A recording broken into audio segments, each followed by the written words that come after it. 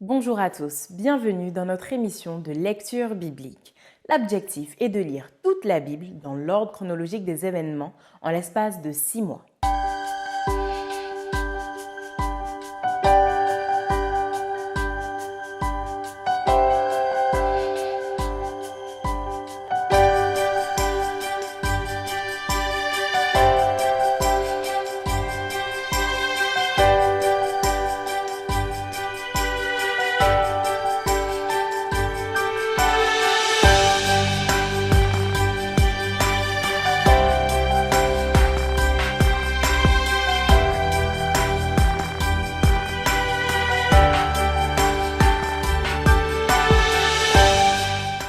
Cette émission vous est proposée par l'Église adventiste du 7e jour d'Évry.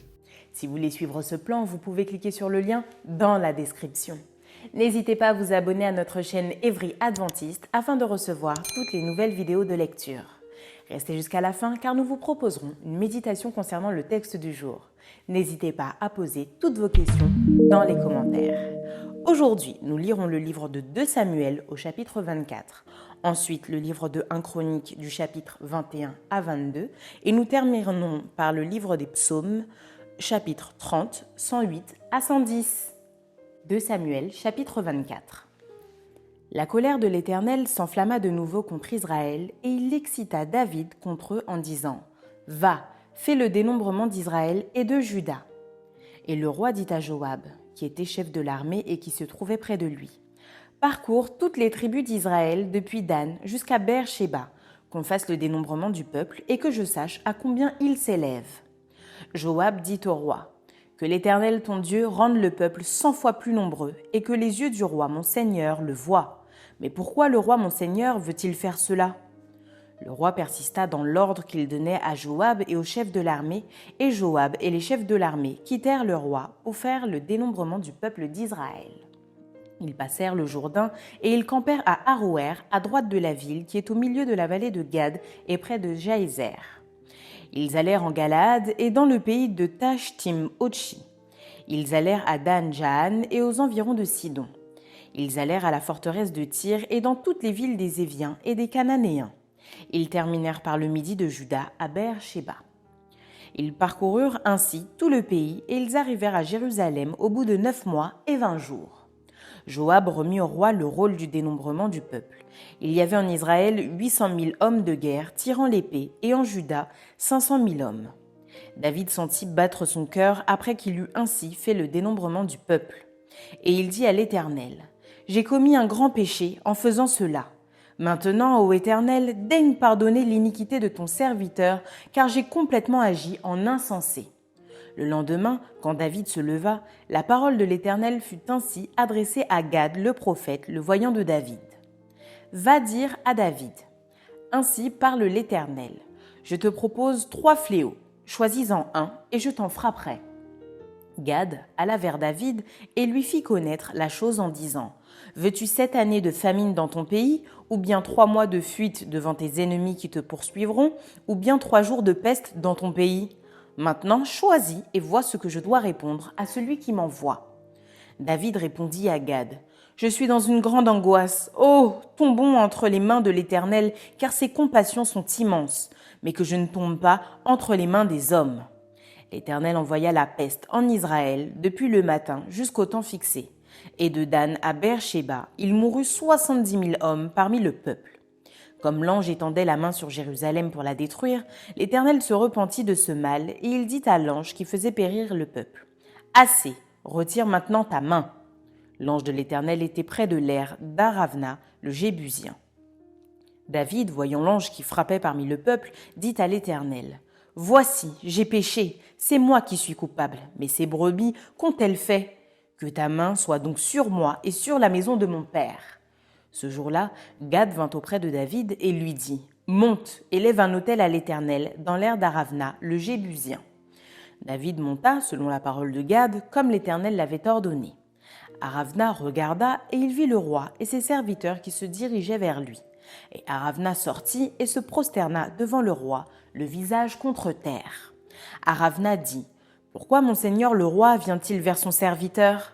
Et David répondit, « pour acheter de toi l'air et pour y bâtir un autel à l'Éternel, afin que la plaie se retire de dessus le peuple. » Aravna dit à David, « Que mon seigneur le roi prenne l'air et qu'il y offre les sacrifices qui lui plaira.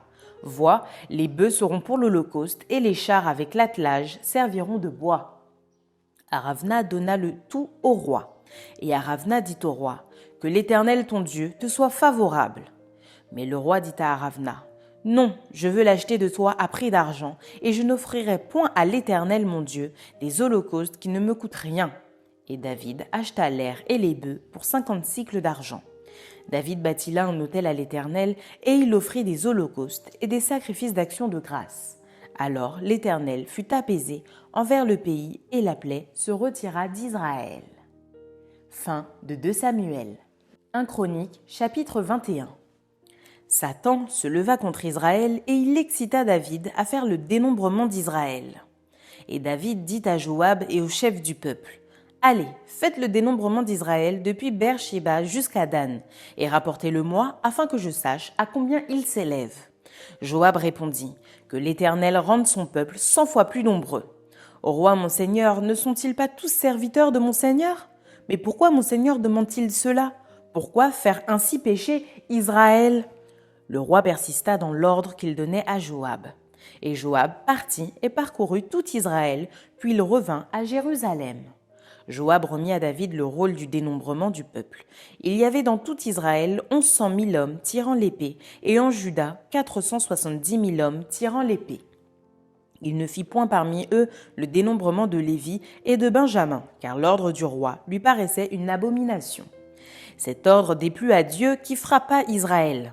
Et David dit à Dieu, « J'ai commis un grand péché en faisant cela. Maintenant, daigne pardonner l'iniquité de ton serviteur, car j'ai complètement agi en insensé. » L'Éternel adressa ainsi la parole à Gad, le voyant de David. « Va dire à David, ainsi parle l'Éternel. Je te propose 3 fléaux, choisis-en un et je t'en frapperai. » Gad alla vers David et lui dit, « Ainsi parle l'Éternel.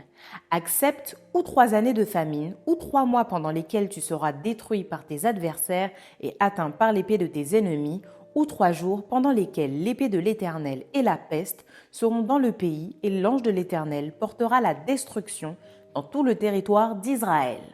Vois maintenant ce que je dois répondre à celui qui m'envoie. » David répondit à Gad, « Je suis dans une grande angoisse. Oh, que je tombe entre les mains de l'Éternel, car ses compassions sont immenses, mais que je ne tombe pas entre les mains des hommes. » L'Éternel envoya la peste en Israël, et il tomba 70 000 hommes d'Israël. Dieu envoya un ange à Jérusalem pour la détruire. Et comme il la détruisait, l'Éternel regarda et se repentit de ce mal, et il dit à l'ange qui détruisait, « Assez, retire maintenant ta main. » L'ange de l'Éternel se tenait près de l'aire d'Ornan, le Jébusien. David leva les yeux et vit l'ange de l'Éternel se tenant entre la terre et le ciel et ayant à la main son épée nue, tournée contre Jérusalem.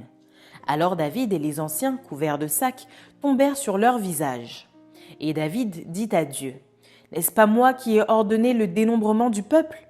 C'est moi qui ai péché et qui ai fait le mal, mais ces brebis, qu'ont-elles fait? Éternel mon Dieu, que ta main soit donc sur moi et sur la maison de mon père, et qu'elle ne fasse point une plaie parmi ton peuple. » L'ange de l'Éternel dit à Gad de parler à David, afin qu'il montât pour élever un autel à l'Éternel dans l'aire d'Ornan, le Jébusien. David monta selon la parole que Gad avait prononcée au nom de l'Éternel. Ornan se retourna et vit l'ange, et ses 4 fils se cachèrent avec lui. Ils foulaient alors du froment. Lorsque David arriva auprès d'Ornan, Ornan regarda et il aperçut David. Puis il sortit de l'aire et se prosterna devant David, le visage contre terre. David dit à Ornan, « Cède-moi l'emplacement de l'aire pour que j'y bâtisse un autel à l'Éternel. Cède-le-moi contre sa valeur en argent, afin que la plaie se retire de dessus le peuple. » Ornan répondit à David, « Prends-le et que mon seigneur le roi fasse ce qui lui semblera bon. Vois, je donne les bœufs pour l'holocauste, les chars pour le bois et le froment pour l'offrande. Je donne tout cela. » Mais le roi David dit à Ornan, « Non, je veux l'acheter contre sa valeur en argent, car je ne présenterai point à l'Éternel ce qui est à toi, et je n'offrirai point un holocauste qui ne me coûte rien. » Et David donna à Ornan 600 cycles d'or pour l'emplacement. David bâtit là un autel à l'Éternel et il offrit des holocaustes et des sacrifices d'action de grâce. Il invoqua l'Éternel et l'Éternel lui répondit par le feu qui descendit du ciel sur l'autel de l'holocauste. Alors l'Éternel parla à l'ange qui remit son épée dans le fourreau. À cette époque-là, David, voyant que l'Éternel l'avait exaucé dans l'aire d'Ornan, le Jébusien y offrait des sacrifices. Mais le tabernacle de l'Éternel, construit par Moïse au désert et l'autel des holocaustes, était alors sur le haut lieu de Gabaon.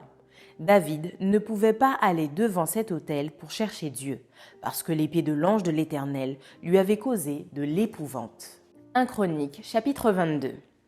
Et David dit : Ici sera la maison de l'Éternel Dieu, et ici sera l'autel des holocaustes pour Israël. David fit rassembler les étrangers qui étaient dans le pays d'Israël, et il chargea des tailleurs de pierre de préparer des pierres de taille pour la construction de la maison de Dieu.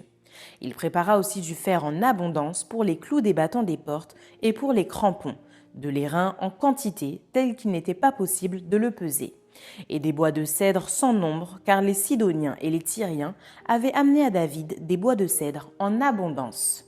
David disait : Mon fils Salomon est jeune et d'un âge faible, et la maison qui sera bâtie à l'Éternel s'élèvera à un haut degré de renommée et de gloire dans tous les pays. C'est pourquoi je veux faire pour lui des préparatifs. Et David fit beaucoup de préparatifs avant sa mort. David appela Salomon, son fils, et lui ordonna de bâtir une maison à l'Éternel, le Dieu d'Israël.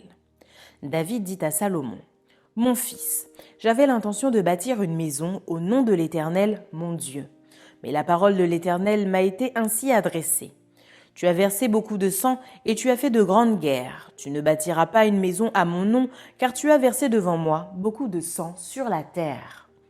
Voici, il te naîtra un fils qui sera un homme de repos et à qui je donnerai du repos en le délivrant de tous ses ennemis d'alentour. Car Salomon sera son nom, et je ferai venir sur Israël la paix et la tranquillité pendant sa vie. Ce sera lui qui bâtira une maison à mon nom. Il sera pour moi un fils, et je serai pour lui un père, et j'affermirai pour toujours le trône de son royaume en Israël. Maintenant, mon fils, que l'Éternel soit avec toi, afin que tu prospères et que tu bâtisses la maison de l'Éternel ton Dieu, comme il l'a déclaré à ton égard. Veuille seulement l'Éternel t'accorder de la sagesse et de l'intelligence, et te faire régner sur Israël dans l'observation de la loi de l'Éternel, ton Dieu.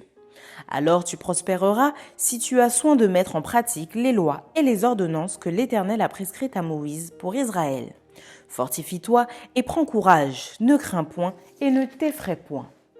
Voici, par mes efforts, j'ai préparé pour la maison de l'Éternel 100 000 talents d'or, 1 million de talents d'argent et une quantité d'airain et de fer qu'il n'est pas possible de peser, car il y en a en abondance. J'ai aussi préparé du bois et des pierres, et tu en ajouteras encore. Tu as auprès de toi un grand nombre d'ouvriers, des tailleurs de pierre et des charpentiers, et des hommes habiles dans toute espèce d'ouvrage. L'or, l'argent, l'airain et le fer sont sans nombre. Lève-toi et agis, et que l'Éternel soit avec toi. David ordonna à tous les chefs d'Israël de venir en aide à Salomon, son fils. L'Éternel votre Dieu n'est-il pas avec vous, et ne vous a-t-il pas donné du repos de tous côtés ? Car il a livré entre mes mains les habitants du pays, et le pays est assujetti devant l'Éternel et devant son peuple. Appliquez maintenant votre cœur et votre âme à chercher l'Éternel votre Dieu. Levez-vous et bâtissez le sanctuaire de l'Éternel Dieu, afin d'amener l'arche de l'alliance de l'Éternel et les ustensiles consacrés à Dieu dans la maison qui sera bâtie au nom de l'Éternel. Psaume 30. Psaume, cantique pour la dédicace de la maison de David. Je t'exalte, ô Éternel, car tu m'as relevé. Tu n'as pas voulu que mes ennemis se réjouissent à mon sujet. Éternel mon Dieu, j'ai crié à toi et tu m'as guéri. Éternel, tu as fait remonter mon âme du séjour des morts. Tu m'as fait revivre loin de ceux qui descendent dans la fosse. Chantez à l'Éternel, vous qui l'aimez. Célébrez par vos louanges sa sainteté. Car sa colère dure un instant, mais sa grâce toute la vie. Le soir arrivent les pleurs et le matin l'allégresse. Je disais dans ma sécurité, je ne chancellerai jamais. Éternel, par ta grâce, tu avais affermi ma montagne. Tu cachas ta face et je fus troublé. Éternel, j'ai crié à toi. J'ai imploré l'Éternel. Que gagnes-tu à verser mon sang, à me faire descendre dans la fosse? La poussière a-t-elle pour toi des louanges? Raconte-t-elle ta fidélité? Écoute, Éternel, aie pitié de moi. Éternel, secours-moi. Et tu as changé mes lamentations en allégresse, tu as délié mon sac et tu m'as ceint de joie, afin que mon cœur te chante et ne soit pas muet. Éternel mon Dieu, je te louerai toujours. Amen. Psaume 108. Cantique, psaume de David. Mon cœur est affermi, ô Dieu. Je chanterai, je ferai retentir mes instruments, c'est ma gloire. Réveillez-vous, mon luth et ma harpe, je réveillerai l'aurore. Je te louerai parmi les peuples éternels, je te chanterai parmi les nations. Car ta bonté s'élève au-dessus des cieux et ta fidélité jusqu'aux nues. Élève-toi sur les cieux, ô Dieu, et que ta gloire soit sur toute la terre, afin que tes bien-aimés soient délivrés, sauve par ta droite, et exauce-nous.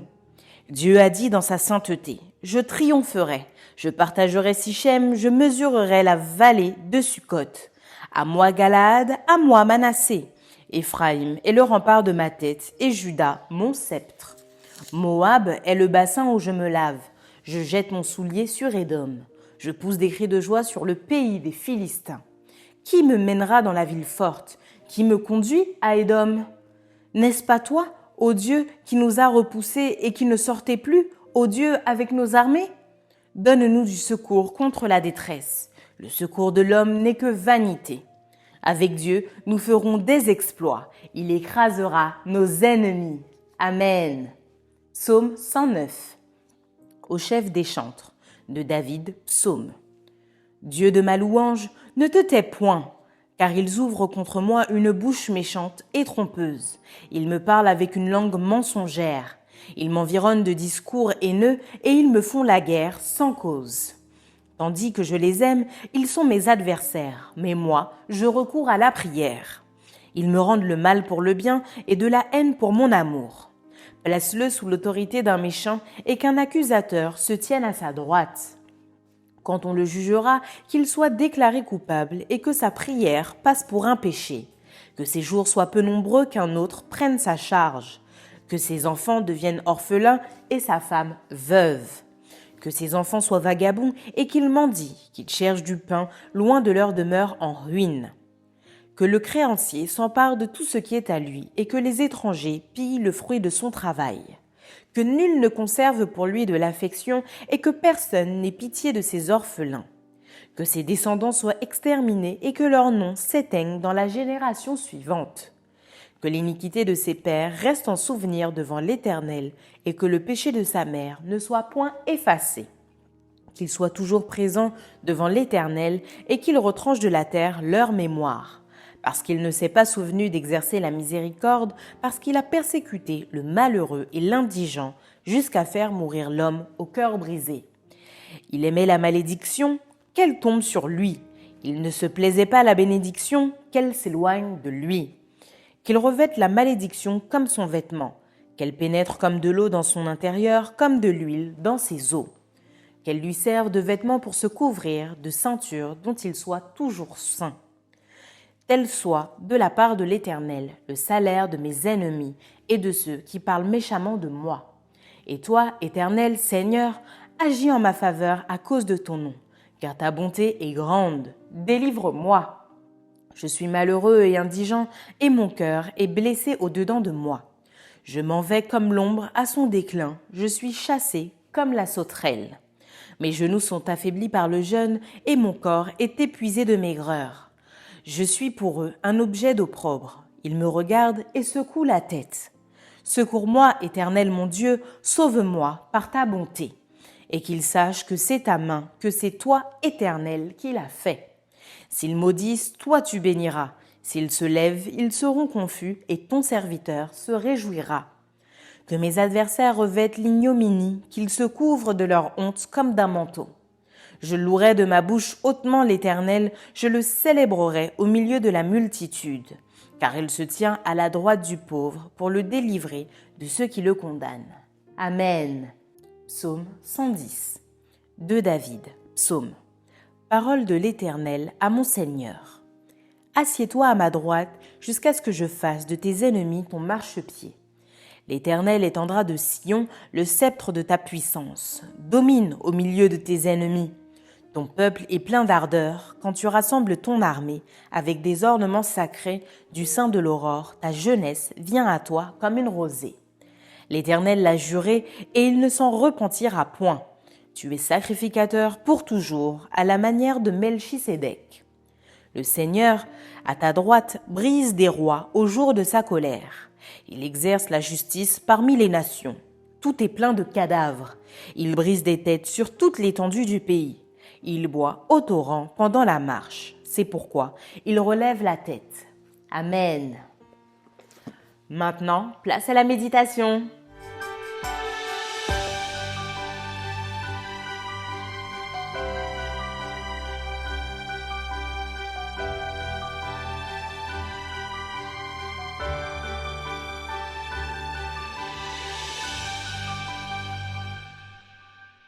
Bonjour, j'espère que vous avez passé une bonne nuit et que votre journée se déroule bien.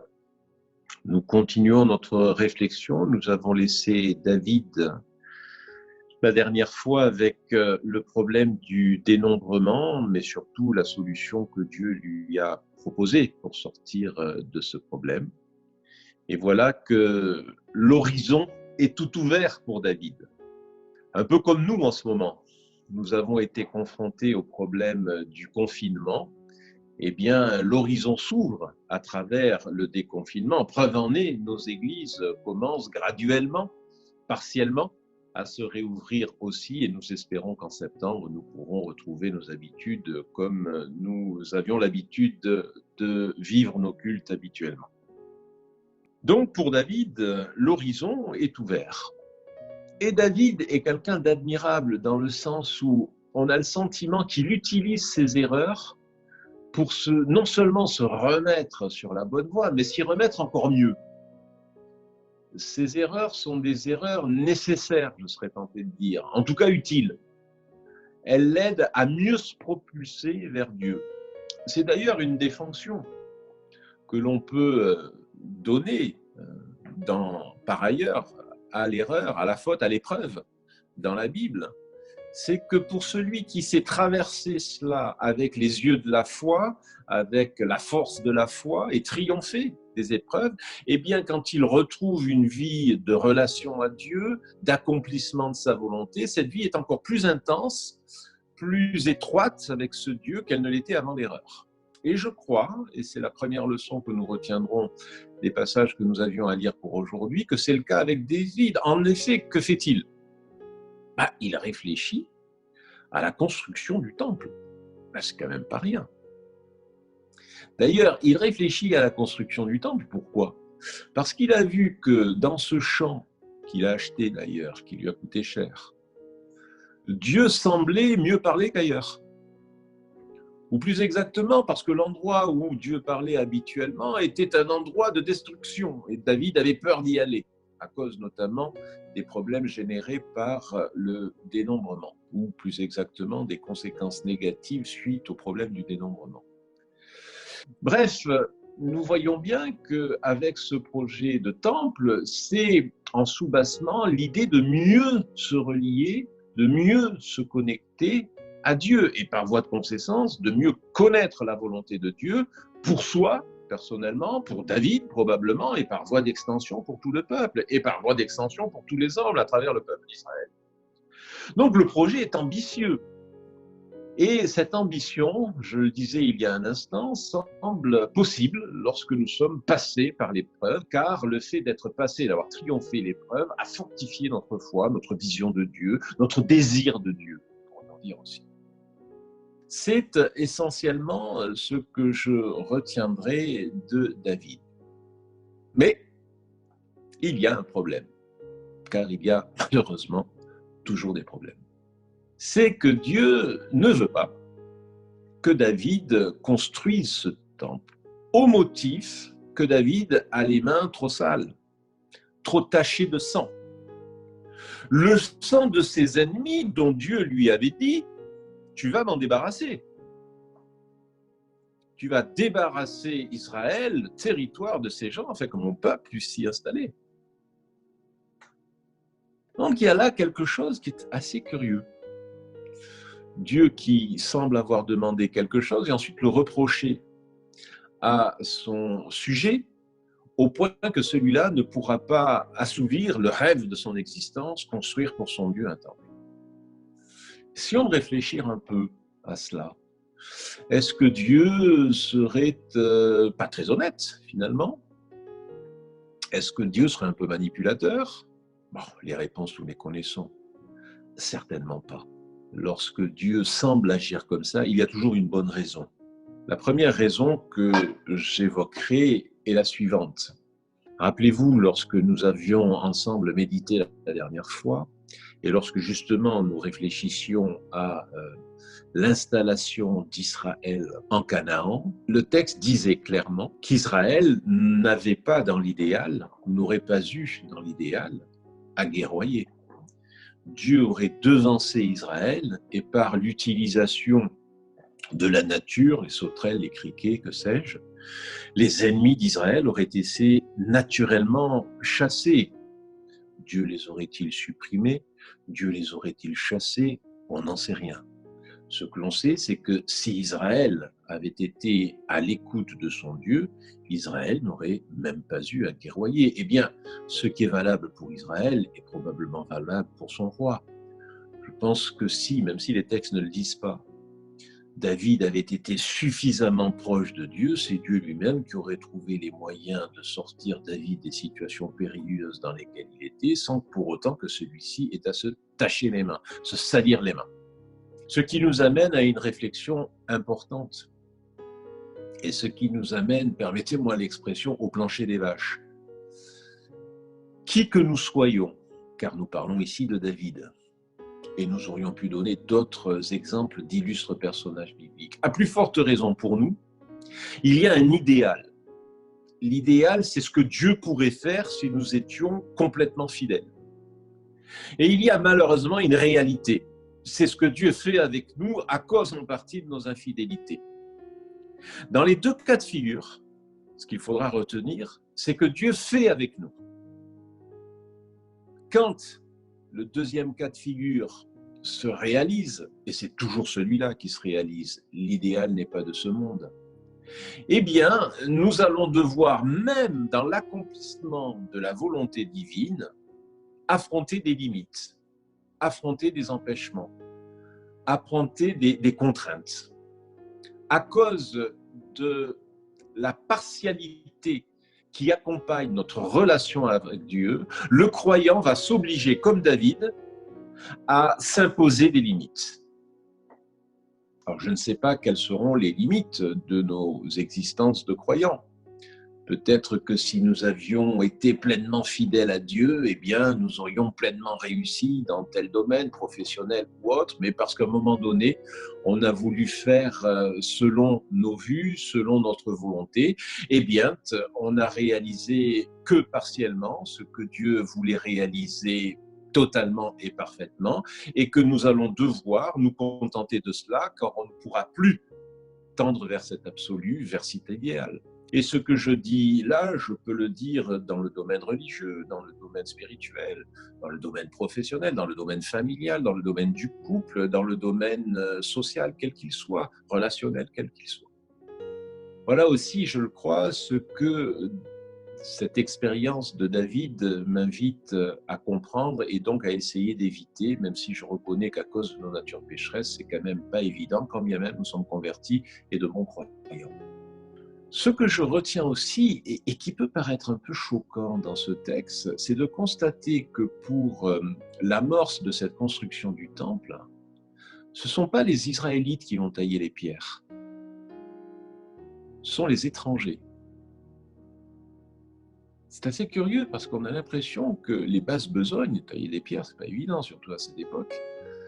Les basses besognes sont confiées à des personnes extérieures à la communauté israélite. Et là aussi, ça peut nous amener à bien des questions par rapport à Dieu. C'est quand même curieux, ce Dieu qui bénit les siens au point que ceux-là sont écartés de certaines difficultés. Par contre, les hommes qui ne sont pas ainsi bénis, eux, vont devoir, pour la cause de Dieu, exécuter de basse besogne. Je crois qu'il y a quelque chose à scruter ici et qu'il ne faudrait certainement pas scruter comme je le fais. Je le fais exprès et maladroitement. Je crois que Dieu veut nous apprendre que tout le monde a part au salut. Je vais expliquer mon raisonnement en ayant recours à une analogie cycliste. Imaginez que vous ayez à grimper l'Alpe d'Huez.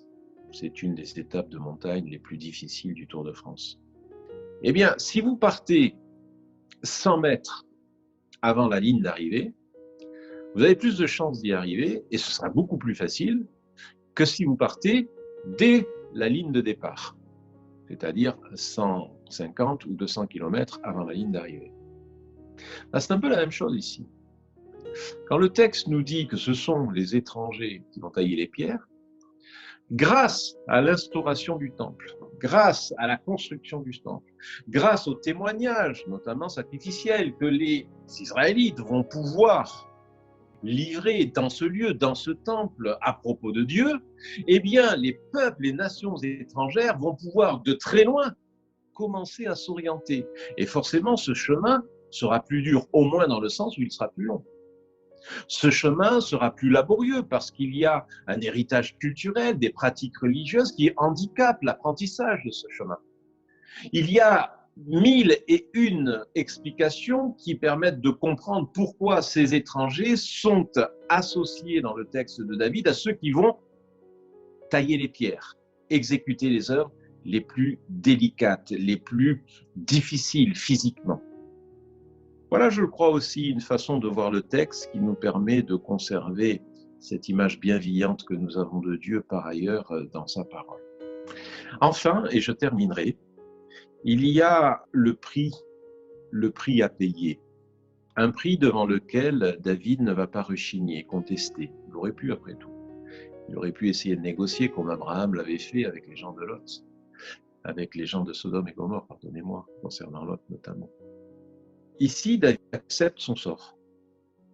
Oui, effectivement, j'ai les mains tachées de sang. On ne l'entend pas pester, se mettre en colère, regimber contre la décision divine. Il l'accepte. Il accepte probablement parce qu'il a conscience de son erreur. Et il accepte aussi parce qu'à cause de son erreur, il a conscience de la sainteté divine, de la dignité divine.